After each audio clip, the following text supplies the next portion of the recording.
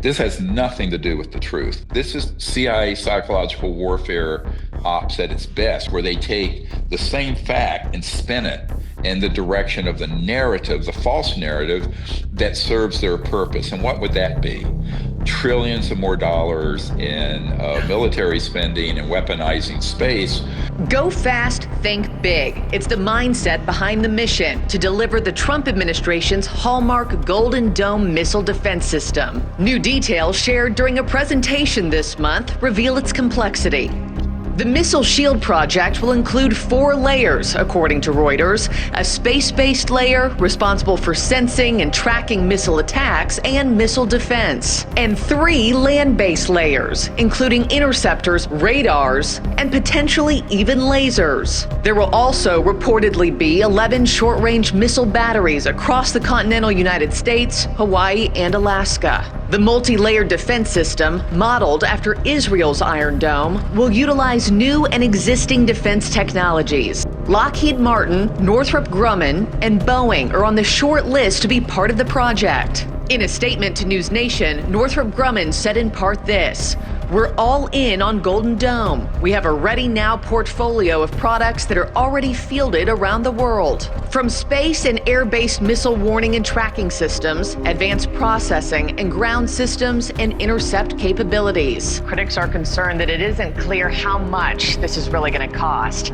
Congress appropriated $25 billion back in July for the project, and then another $45 billion is in President Trump's 2026 budget request. But The Hill is reporting that some estimates have it costing more than $500 billion. Dan Farah, who I met with for many hours some years ago, was not very astute. And I think he's being used by people who he thinks would know what they're talking about. And they do, but they're only telling a half-truth. We've established that the UFOs are real, some are of extraterrestrial origin, but it turns out some 80% of the ones people see zipping around are man-made, being used in illegal and clandestine operations. It mentions that, yes, there's been a reverse engineering program for 80 years dealing with the retrieved non-human craft, but that somehow nothing in the skies we're looking at are the result or the fruits of that labor, that it's all alien, including the Tic Tac, which we have established was a Lockheed Skunk Works device for using illegal, internationally banned electromagnetic pulse weapons to target and down ET craft, and we began to do so in the 40s with electronic weapon systems. So it's not like they're just somehow getting lost in space and land in the middle of the desert near Roswell or Nevada test range or near the Lockheed Skunk Works. This film is really a hijacking attempt to hijack disclosure into a false narrative that presents it as a threat. Well, where is that coming from? If the ETs were a threat, we would have had our clock cleaned the atomic bomb exploded in 1945.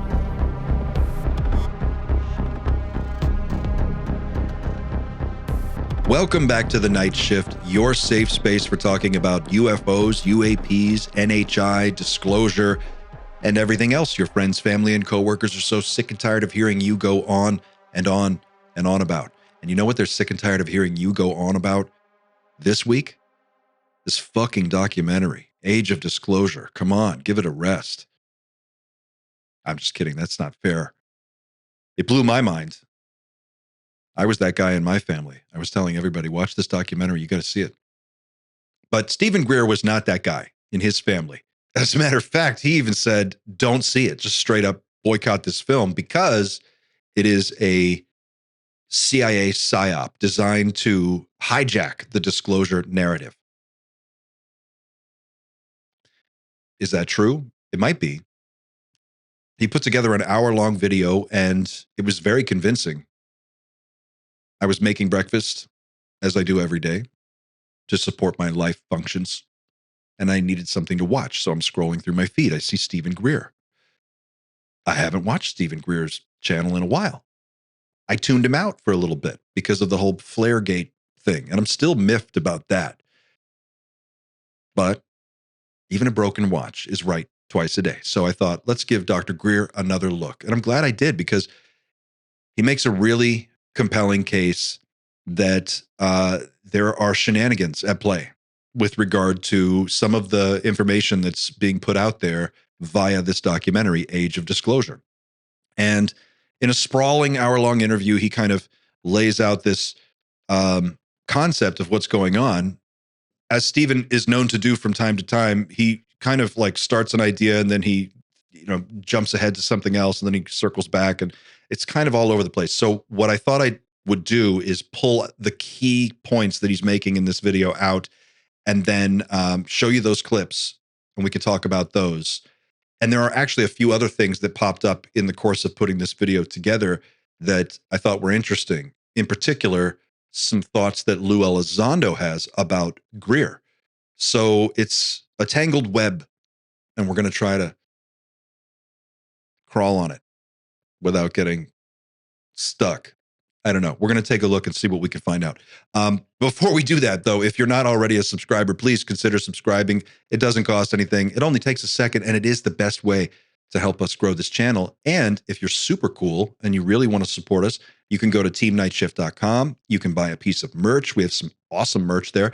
And you can go to the little button that says join, and you can click join, go boop, and then become a member of Team Night Shift and support the channel that way. But just being here is enough. So thank you for joining me on this quest of self-discovery and personal exploration. Now, let's take a look at what Stephen Greer has to say about Age of Disclosure and why you need to stay the fuck away from this movie. I only agree a little bit, but let's hear him out. Now, this film is really a hijacking attempt to hijack disclosure into a false narrative that presents it as a threat. If you see through this movie over and over and over again, they keep harping on the national security threat. Well, where is that coming from? If the ETs were a threat, we would have had our clock cleaned the day the atomic bomb exploded in 1945.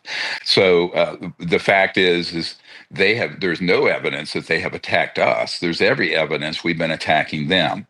And that's the second part of the false narrative, or third part. The first is that these objects are not man-made when they are. That's the biggest cover-up, by the way, is that we humans have this technology, right?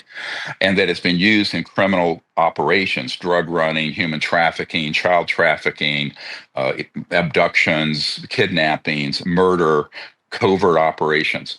And we can document this. The main thing that people need to understand is it's been done by people who are operatives for the cabal that have been keeping this secret for 80 years. To quote a senior CIA officer who's now must be around 80 years old, who I've known since the 90s, the folks who made this are, as he calls it, the rat pack that have been deceiving the U.S. government, the public, and the media for decades, quote unquote. So I think what people need to understand is that many of the points in there that are true are ones that were already brought out very clearly in the 90s and the early 2000s through the Disclosure Project, and that much of what is then inserted is a very subtle psychological warfare spin. The best disinformation is a combination of fact, and then there's and then they fold into those facts that are true false narratives and false spin. And that we knew was going to happen in the late 90s. I wrote a paper called When Disclosure Serves Secrecy, meaning when a disclosure process is overtaken and is hijacked by folks who have really are serving the interests of this covert group. So it's a head fake. And I think we need to call it out for that. And of course, we knew this was coming back when Mr. Elizondo first surfaced in 2017 or so. Okay, this is the most important point to understand before we go any further. What Stephen Greer is saying here is that the Age of Disclosure documentary is a salvo in a psychological warfare campaign designed to hijack the disclosure narrative, undermine this whole discussion, and manage the Overton window. Keep it in a nice, reasonable size for the people who stand to lose the most. Whatever the reasoning is, if they've decided that disclosure is coming one way or another, it makes sense that they would want to get out ahead of it and control that conversation, or at least influence it as much as possible. Now, I don't agree with Stephen's assessment that this whole movie from start to finish is a complete psyop designed to manipulate the way that you think. I think it's one piece of a evolving information landscape, but I do agree that there are shenanigans at play within the disclosure UFO world, right? In terms of managing the information flow. If you go back into the immediate period after 2017, the New York Times article, Glowing Auras and Black Money, Leslie Kane and Ralph Blumenthal's article, the Gimbal, Tic Tac, and Go Fast videos were leaked. That was Chris Mellon and Lou Elizondo who were behind that. There was this bubble of former intelligence guys, CIA, military intelligence people. I'm thinking people like Jim Semivan from like the whole To the Stars Academy group. All of the guys that you know about, right? These are all the people that are from this world. And they step forward into this information vacuum and start to fill it up with information. And in particular, Lou Elizondo was going on any and every podcast that he could go on, that anyone that would listen to him, it didn't matter if they had 150 subscribers or 1,000 subscribers or whatever, they would give him as much time as possible and he would blow their minds for like hours. And then those podcasters would actually repackage that content and then send it out to their people. This was the time that I got into this. I created this channel and started building this night shift project. And all of the creator friends that I've made since then were also riding the wave that was created by this initial group of, you can call them whistleblowers, you can call them former intelligence guys who are now out here talking to us about whatever you want to call it. That created this wave and we were all riding it and still are. Now, shortly after that, NewsNation sort of rises to the fore as the number one source of UFO related news type material, news product. I'm going to say news product. There's a difference between news and a news product. NewsNation was putting out a news product. They were giving us news, but it was packaged in a very specific way and it was delivered in a particular way, still is. And they were beating this constant drumbeat and building this audience. And what was NewsNation really doing? They were creating a supply of information to feed into the information void. And you could see it from, I mean, I was watching it happen. Podcasters, creators like myself would, with no other place to go to really find current information about what's going on, we'd turn to NewsNation and look at what was going on there and then form our opinions. And then we would take those opinions and then pass them out to you guys and spread the information around. So you have this very small nexus through which most information in this space is passing, or a lot of information is passing. And that just struck me as odd. And it seemed like you have a very small group of people. Stephen Greer makes the point in his longer interview here that there's unlimited access. You know, NewsNation has unlimited access to certain people, and they can get those people on the air anytime. And because of the way this was all done, you're seeing this larger discussion start to take shape and grow. Now, if you look back at Lou Elizondo's history, if you read his book, Imminent, in that book, he talks about even in his childhood, his father was training him in counterinsurgency or insurgency techniques. And then in his military career, he goes on to study counterinsurgency techniques and intelligence warfare. This is a guy who is trained to create an underground movement. He's trained to shape the way you think, to influence the information landscape. That's what he does. That's all this guy does. And he's really, really good at it. That's the point Stephen Greer is trying to make. I don't think it's fair to just show Stephen's side of this, though. I want to show you a clip from Theories of Everything with Kurt Jamungal, who is a great channel, an excellent channel. I'm a huge fan. And I actually discovered Kurt's channel right around the time all of this kicked off. And this is a clip from an older episode where he interviewed Lou Elizondo, and they don't say him by name, but it's pretty clear who they're talking about. And it's pretty clear it's Stephen Greer.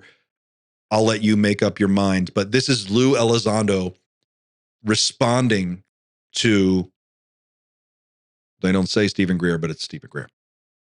I'm not going to give any attention to individual charlatans because they already have enough attention. They know exactly who I'm referring to. These are individuals who have made a cottage industry, a career of taking people's hard-earned money and deceiving them. And not only deceiving them, but having them sign non-disclosure agreements to make sure they don't tell the world that they've been deceived. And preying upon people who for whatever reason, believe in them. People who say my narrative is the only narrative, and anybody else who tells you otherwise, is trying to hurt you.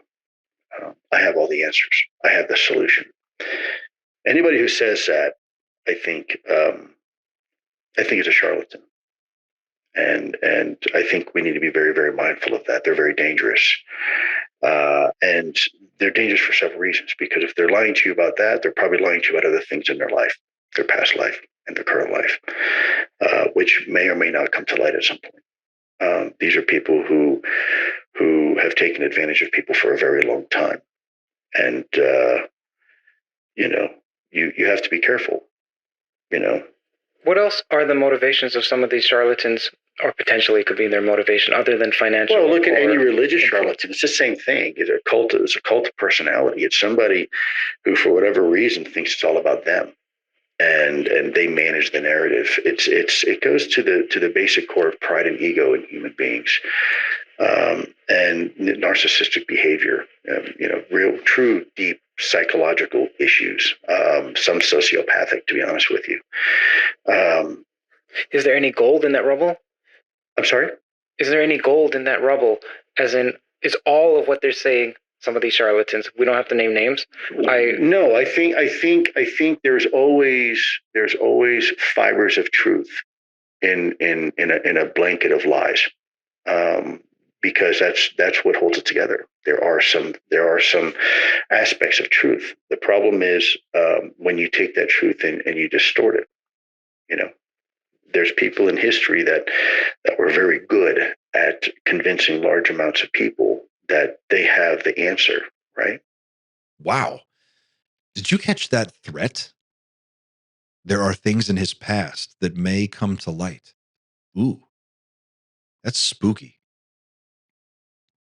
I wouldn't want to be on the wrong side of a bunch of information warfare experts who have made it their business to know shit about you and then weaponize that information. That sounds really, really, really scary. And I wonder what the fuck he's talking about. And this brings up sort of the whole problem right now. This is what I'm struggling with. Who do you trust, right? Who do you trust? Because on the one hand, you've got Stephen Greer, who's been doing this for like 35 years. And, responsible with getting me excited about the whole UFO world, right? Like in the early days, that's what I was looking at. Disclosure Project, Stephen Greer stuff. And then on the other hand, you've got Lou Elizondo, who is coming forward saying that, look, I represent a group of people who have been aware of this for a number of years, and we want to bring it to light because it's the right thing to do. These programs are illegal, and we do want to bring them out into the open. So that's what we're doing here. And you have each one of these guys is pointing at the other saying, don't trust that guy because he's a liar. And Elizondo goes a step further and he says he's a charlatan. He is basically a cult leader. He compares him to like Jim Jones and these other cult leaders. And he says it's a cult of personality. I think he points out a few reasonable critiques of Stephen Greer, like it's his way or the highway, right? We know this. Stephen Greer has been like this forever. His whole shtick is like, I am the definitive authority on this topic. Anybody who's telling you something that doesn't align with what I'm telling you is either lying to you or they don't know, because only I know. That is culty as fuck. And that doesn't float for me. And then on the other hand, you've got Lou Elizondo, who is coming forward. He's kind of he does this other thing where he's just kind of hat in hand, and he comes in and he's like, look, I'm just as blown away by all this as you guys are. I wish I could tell you everything, but I can't. Here's what I can tell you. This is the situation. Who do you trust? The career spy or the guy who has obvious weird questions about his credibility? I mean, the other Stephen Greer thing that jumps to mind is this whole Flaregate situation.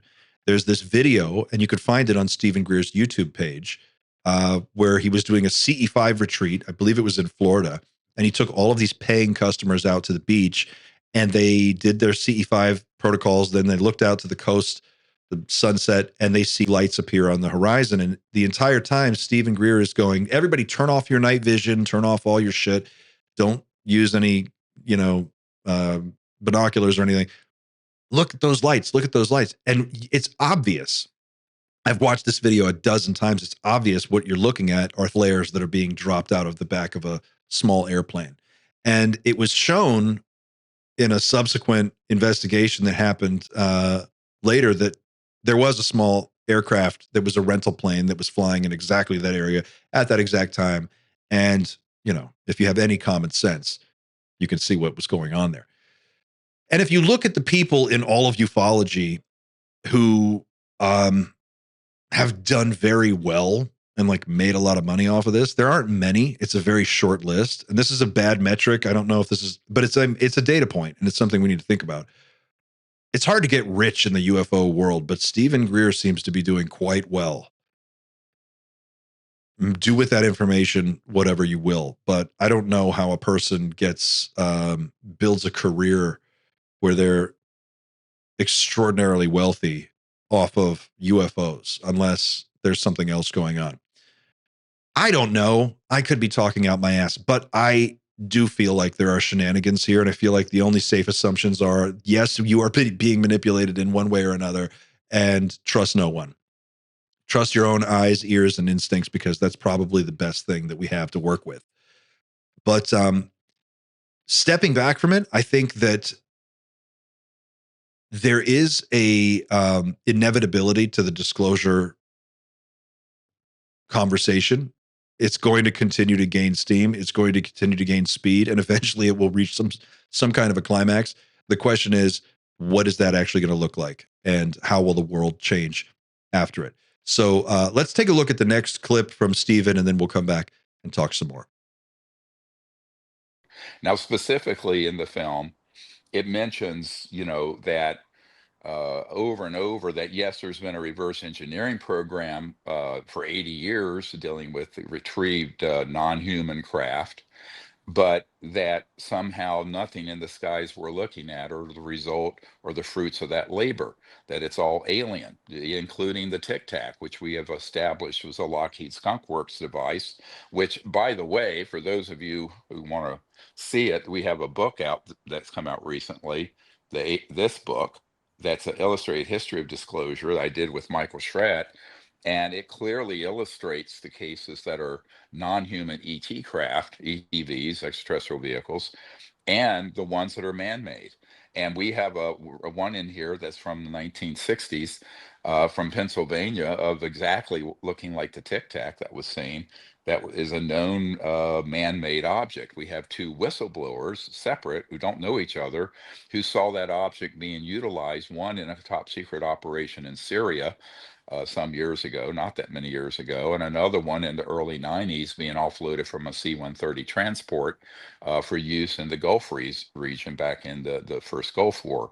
So I think this is a big problem where deliberately the people who are putting out this film, I don't think the director, to be honest with you, Dan Farah, who I met with for many hours some years ago, I would say was not very astute. And I think he's being used by people who he thinks would know what they're talking about. And they do, but they're only telling a half truth. And a half truth is more dangerous than a straight out lie. People who just debunk and say none of this exists. But at that point, that ship has sailed. We've established that the UFOs are real. Some are of extraterrestrial origin, but it turns out some 80% of the ones people see zipping around are man-made, being used in illegal and clandestine operations. Now, in 2001, we had people come forward And, Brad Sorensen had been at the 1988 air show there at the decommissioned Air Force Base in California, where there was a covert air show and where the alien reproduction vehicles, or ARVs, three of them, were in a covert hangar. And he was allowed to go in and see them. And those were built in the late 50s and early 60s. And at that time, he said, had been all out in space and even around our solar system, not interstellar. So before we landed on the moon, we had these clandestine aircraft zipping around.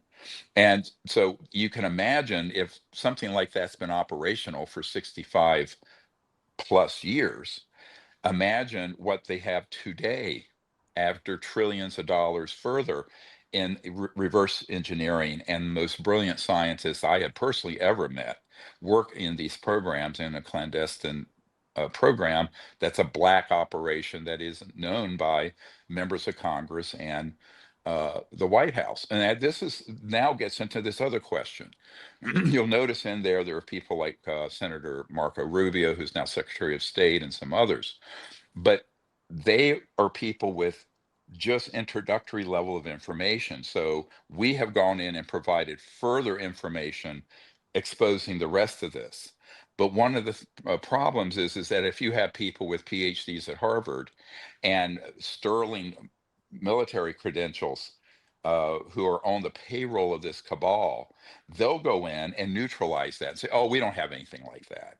Or if we do, you shouldn't be talking about it. In fact, I have a member of Congress recently told me that he was ordered by one of the figures in this film not to look into the human tech, that it was too dangerous. This is the core question in my mind. What do we have? When did we have it? What do we understand? What do we know how to do? What can we build? What have we built? And where is that shit? Age of Disclosure does a great job of sort of sidestepping this question. They admit that there is a legacy program. They talk about it. They basically say it's been funded with essentially unlimited money for decades and decades and decades. All of these people have been working on it, and we've recovered all of this stuff. But then they skip the next question, which is, okay, well, if we've gotten all that stuff, then what did we learn from it, and what can we do with it?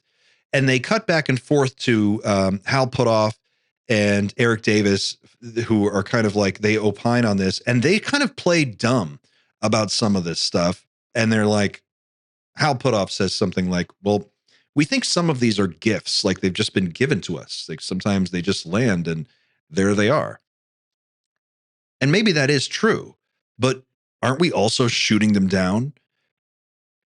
Stephen Greer points out that in the early 2000s, the Disclosure Project had brought forward a number of witnesses that talked about a lot of things that were in the age of disclosure, and they were doing this 20, 30 years ago.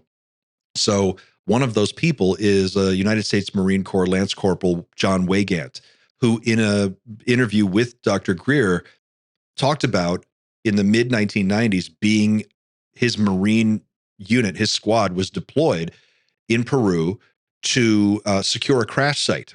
And when they got to the crash site, they found a UFO that was blown apart. I mean, it was blown open. And by one of our weapon systems, they secured the site. And within minutes, he said, military guys in unmarked uniforms showed up. All these enormous aircraft showed up. Guys from the Department of Energy, they had DOE on their jackets, got off the planes. A bunch of guys in hazmat suits got off the planes, and they basically sanitized the entire area. They arrested all the Marines. They took them out of there. They threatened to throw him out of a helicopter if he ever talked. A lot was going on. And he says in that interview that they were tracking these things. There was a tracking station that under the cover of drug interdiction, it was a drug interdiction program that they were there ostensibly to administer.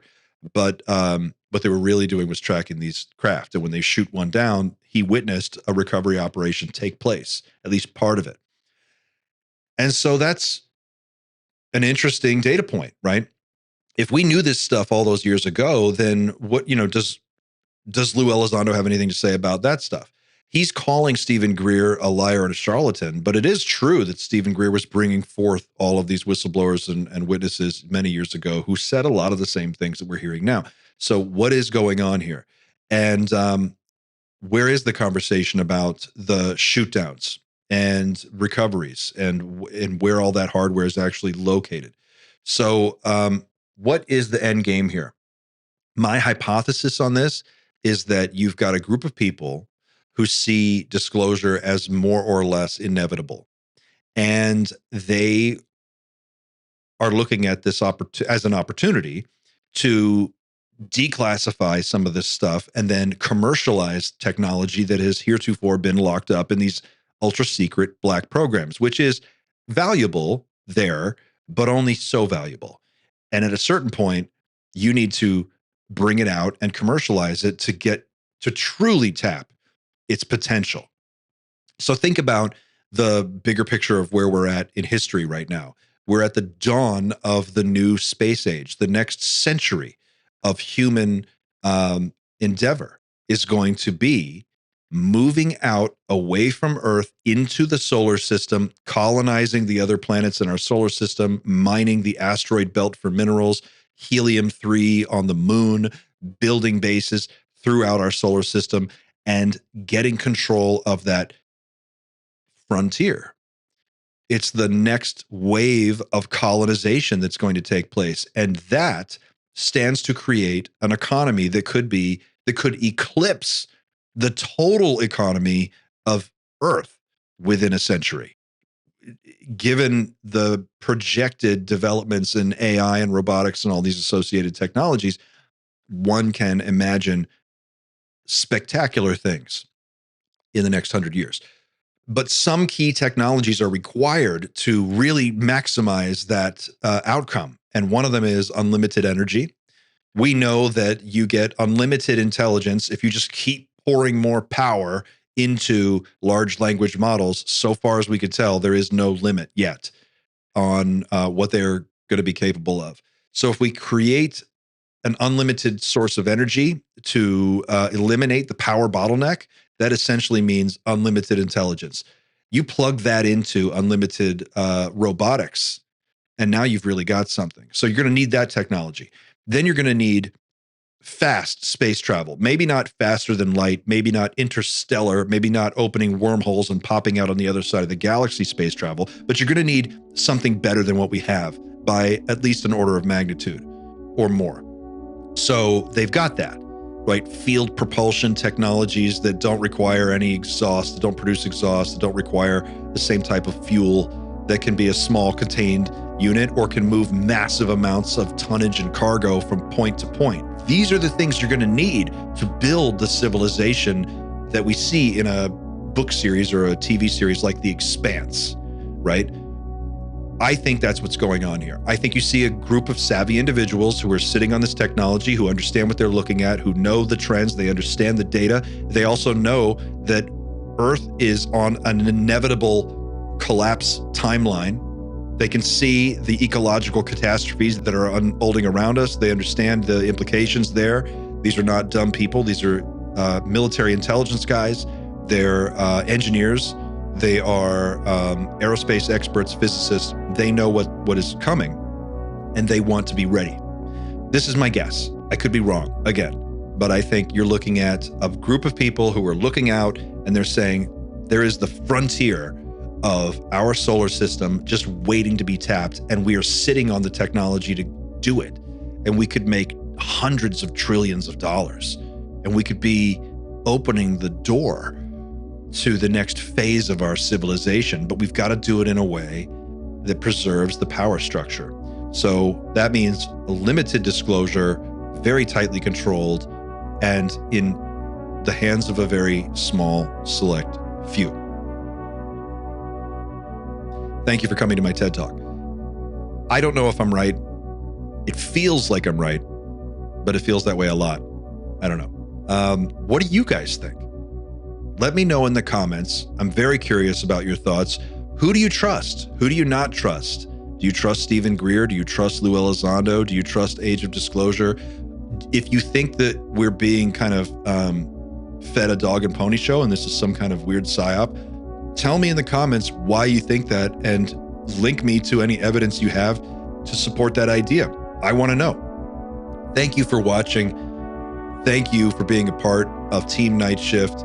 Please, if you're not already a subscriber, consider subscribing. It doesn't cost anything. It only takes a second, and it really does help the channel. And you can also go to teamnightshift.com and pick up a t-shirt or a mug or a cool hat. We have all the best merch. Get a beer glass. They're great. I love mine. Okay, guys, that's it for now. We'll be back again soon to talk more. Until then, take care of yourselves and each other. Keep looking up.